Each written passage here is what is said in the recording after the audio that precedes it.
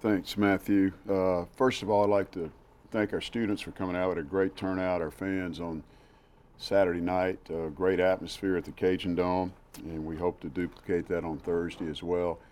As Matt just mentioned, Thursday will be Souls for Souls. If you or anyone out there has some gently used sneakers that you might need a new pair and you want to turn those in to the Cajun Dome, we'll be collecting those from 4:30 to 7:30 to give to needy children throughout the world, is my understanding. So, a good opportunity to give something back. That's part of our SAC committee as well, and a good opportunity. That's Thursday night, Souls for Souls, and then on Saturday, this is Coaches vs. Cancer Week. So, the coaches will be wearing their sneakers on Saturday night, which Saturday afternoon now, since the game's been moved to 4 o'clock. I assume you guys got that release.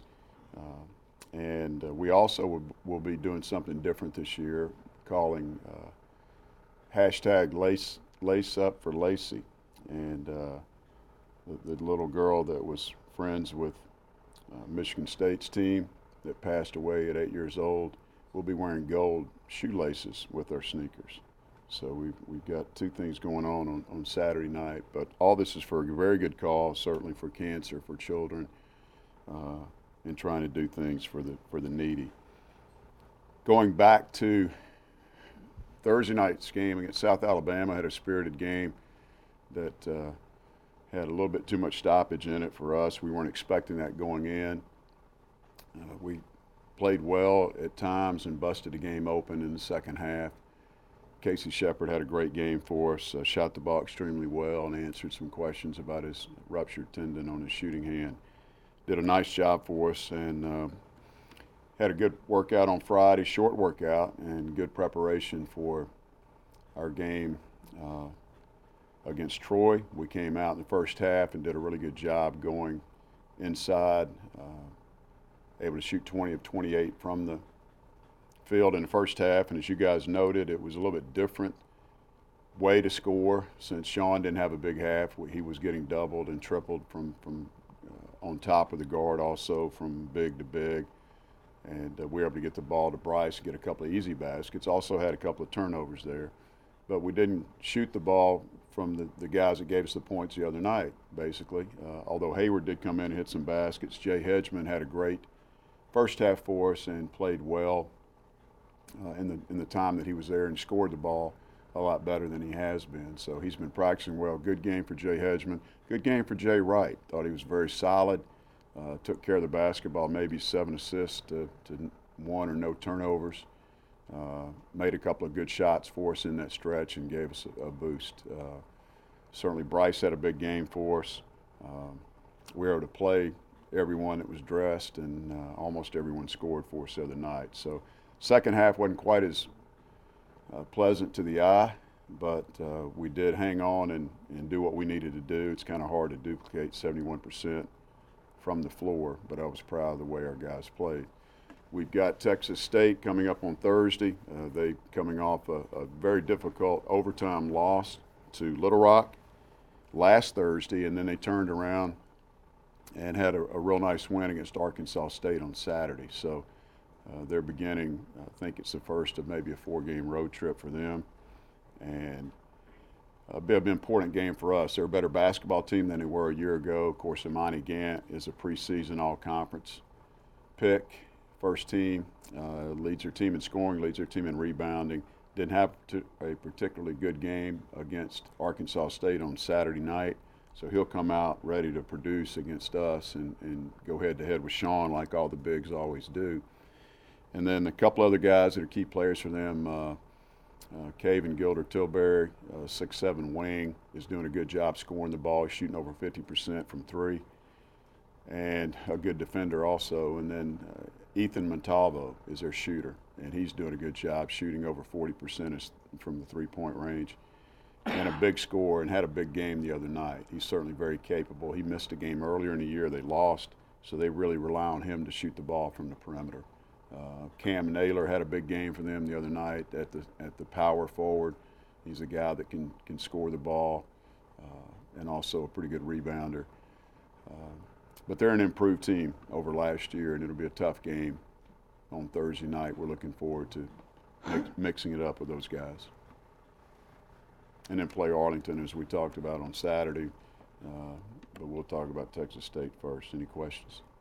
Has y'all's turnaround, has the improved shooting been really the key for y'all turning things around? Yeah, I've talked to a couple of coaches in the league, and they've all said that if you guys would have shot the ball, you'd be in great position and you'd have won more ball games. It's very simple. We're still the only team in the league that doesn't shoot 30% from the three-point range. So in overall games, we're still at the very bottom of the heap. But we are starting to make some in the recent games, and that's very crucial moving forward because we got to make shots. We're obviously not going to get to lead the league like we did last year, but we're going to keep moving north in the rankings, and that certainly should help us win some basketball games. Is the free ball a mental thing, I guess? Is it good to see the guys still confident from shooting from 30? Yeah, it helps in the games for sure. They have shot it great in practice, but it's good to carry it over the game. And if you look, Hayward Register hit one the other night, hit a couple, Casey hit a couple. When you hit two in a row, it seems like it really gives you a boost. And we talked about college basketball being a game of spurts, and certainly the three-point shot can really help you in your runs. Seems like those guys more now than maybe earlier in the season are just shooting with no hesitation, a lot of catch and shoot for them. Did you encourage them to do that, or is that just something that comes natural when you're feeling? I think it's because a couple went in, Luke's the main reason. We haven't really changed our strategy. Our guys know that I have confidence in them. If they're a shooter, then they've got the green light. So if they're open time and space, I mean, we want a good shot, but certainly we'll let Hayward, Casey, a couple of guys let it go in transition.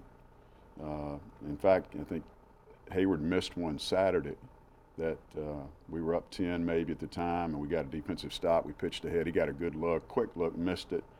But we're not against taking those for the right guys.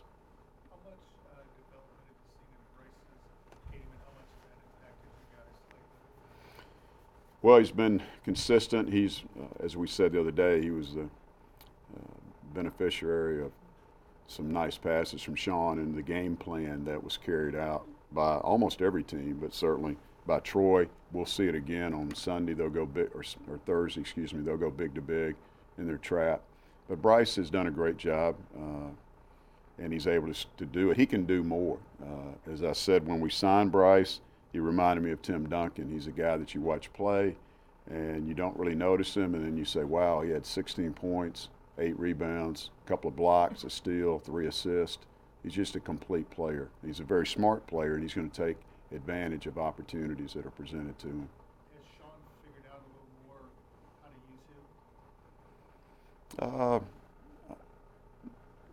use him? He's been getting double more, giving him some passes. I think they've always worked kind of well together.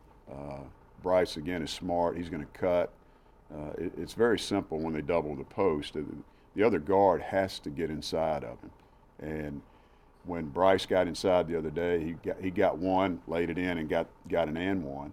Then there was another time that Sean tried to thread the needle to Devontae, and the guard standing right there, and he threw it right to the guard. So you want to skip it over the top if you can, and that's where we want it to go the other wing and get a three-point shot. But Bryce and Sean have worked well together, and hopefully that'll continue. Until the conference seemed to compel it, did you feel as if you guys had something to apologize for out of that South Alabama game? Say it again. Before the conference seemed to compel apologies, did you feel as if you guys had something? No, I was disappointed. No, not necessarily, Tim. No, I didn't think that we were the start of that. And looking at the box on Saturday, looks like South Alabama had a couple more technicals at Monroe. So I think that answers your question right there. Same people. You look 7 of your last 9, 4 in a row, 3 more at home. Does it kind of feel like maybe the schedule's working in your favor at this point? How do you maximize these next 3 home games? Just have to take it one game at a time and keep moving forward. Continue to prepare the way we have, knowing that if you look at the teams we beat at home, I mean, App, South, and Troy, they're not at the top of the league. So we've got some very tough home games in front of us, as you guys know, and starts on Thursday with Texas State. But we need to take advantage of this opportunity. We knew when the schedule came out that we would probably struggle early for some road trips and then to come home. And when we're at home, our goal is still the same, is to go undefeated at home, and it's going to take a yeoman's effort to get that done. Can you talk about Jay Wright's game Saturday night and how important he is to the success of the team? Jay, he makes us go. You know, when we get good guard play, Dave, from him, Casey, Hayward, if we get good guard play and are making shots, then we've got a chance to be very good. And, Sean didn't score the ball much in the first half the other night, and with Jay's leadership getting in there, I think he was 4 for 8 maybe. He only scored 9 points, but a really, really good opportunity for him to direct the basketball team. He was engaged the other night. I thought he did a really good job defensively on person and certainly made some really good decisions with the basketball. How's energy been like in practices now that they're kind of seeing their effort kind of paying off in wins now finally? It's good. It's been really good. It started the week that we went to Georgia a couple of weeks ago, so we've had 2 excellent weeks of practice. We don't practice real long right now, but we want to make sure that we've got great energy and they're focused on the game plan, and look forward to another good practice today. Is this Texas State game one you look forward to coaching? Well, certainly played against the Texas State in Southwest Texas back before the name change, and had a great rivalry with those teams over the years, and UT Arlington as well. Joe, the coach there, Scott Cross, friend of mine, they do a great job. So competed against those schools and very familiar with their style of play, and we certainly want to come out on top when we compete against those guys. Does the Texas State win over Arkansas State get the players' attention more before Arlington comes in? Does that help with you getting their attention? No, not necessarily, Dave. Our guys are focused on the next game. We're not looking ahead. We never do. We take it one game at a time until we get to the tournament, and have to continue to do that. Watched a little football yesterday, and Cam Newton was saying that we got one more game to win before we get to the Super Bowl, et cetera, and they took care of their business. So it's no different for basketball and for our team. Do you think Arlington has enough other guys that can step up, or does losing Herbie for them kind of change potentially the complexion of the race? It certainly will hurt them. I visited with Scott yesterday on the game change, the time change for our game on Saturday, and he was disappointed. He said he was licking his wounds, and he said, the highs are never as good as they seem to be, and the lows are really tough in our profession. And he was disappointed because they lost Herbie and then had the second largest crowd they'd had in the College Park Center, the first one being when they opened up against Oklahoma that first year, and basically didn't play well. Got off to a very poor start, but rallied after a big halftime deficit and got it to 6 points at the end. But so he's disappointed about how they're playing, and I told him I felt like they'd be fine. Hervey was a guy they could play through according to him. He initiated the offense. They run the offense through him, and now they don't have that luxury. They're still tough. They're still defensive-minded. They made 12 or 14 threes against Arkansas State without him on Thursday. I don't know the exact number. So they're still going to let it fly. They just lost a key offensive guy and a guy that was really playing well, and their leading rebounder. How close is Devontae to being 100%? And do you anticipate his role maybe changing to a bigger workload once the season? Well, it all depends on production. First of all, he's 100%. He's fine. I mean, he may have a little tendonitis in his knee. I got some in mine, to be honest. So he's able to fight through that. That's not an issue. He played well against South and against Troy. He didn't do as much, but Jay Hedgeman played better. So you guys are just talking about Bryce. It's hard for Devontae to get minutes when Bryce and Sean are doing their thing as well. So he's going to be a key factor. If you think about that very question, Luke, last year when we started our role and won our last several games, going in 7, I think, going into the conference tournament maybe, he came off the bench when Bryce started and did a good job. And the Texas State game in the tournament, in the quarterfinals, Devontae helped us win that game. He was really good. And then he played good against Georgia State the next day in the semifinals. So he's going to get his opportunities, and he's locked in, and he's going to make the most of it. Obviously, Sean wants to win first and foremost, but do you feel like he takes pride in being the sixth player in school history to eclipse 2,000? Yeah, and in conference history too, right? I mean, that's a great milestone, a great accomplishment for Sean. I think when the season's over, he'll look back on things, Scott, and say, you know, take more pride in it, because that's quite a leaderboard his name's up there with the former players that we've had here, and the rebounding mark. That's just outstanding, and hopefully he'll continue to be locked in. He didn't play as good these two games as he did in Georgia, in our opinion. The coaches, we graded him out where he wasn't as good, and hopefully he'll continue to improve and get better. And it's all about winning for him. He wants to win, but the records and the milestones that he's accomplished is pretty amazing. And we've got to honor him before some games, and you know we're behind. Mike Murphy's trying to get a ball for 2,000 points. We were supposed to do the Pan American game. They sent a plaque and a picture, and just like we did with Alfred before game, we were going to present that to Sean. So we've got about 2 or 3 things. He keeps adding to the list, but that's a good thing as well. And as I said earlier in the season, he's worth the price of admission too. I thought he blocked shots the other night, had a good second half, and protected the rim for us, and got the crowd energized.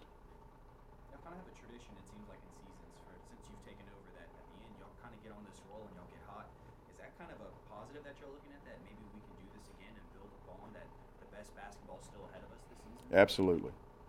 And we want to continue to improve and play our best at the end of the year. Hopefully that'll happen again. We've been very good in in February and March. I want to say 43-16 at one point in time is our games here. We've done well in conference.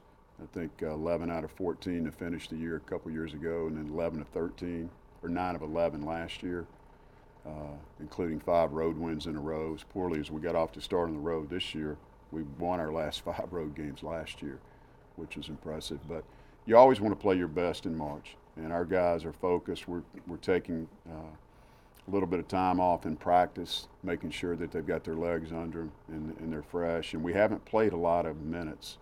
I don't think we have anyone playing over 30 minutes a game for the season, so that's a good sign too. Playing doubleheaders with the success the women's team has had too, does it kind of help get you guys amped up to follow them up too? Not necessarily, because we can't even see the second half. Our guys are in the locker room. You know, they have a smaller crowd there. I think we help them more than they help us. I think Gary would tell you that. But it is nice to match their level of play, and they're playing really well. And again, I don't get to see them a lot. Did get to see the game in the locker room here. We have a TV where we can watch their game. And glad that they pulled out the other night, because it had overtime all over it. Is it kind of a matter of time before people stop double teaming Sean because of what Bryce is doing to him off those passes? And are you welcoming that if that happens? You know, it's a tough call. I was thinking about that, and I know Coach Casper's doubled him in the past, and he's doubled all post players back when we used to compete against his teams in Texas. And I'm sure they'll continue to do it.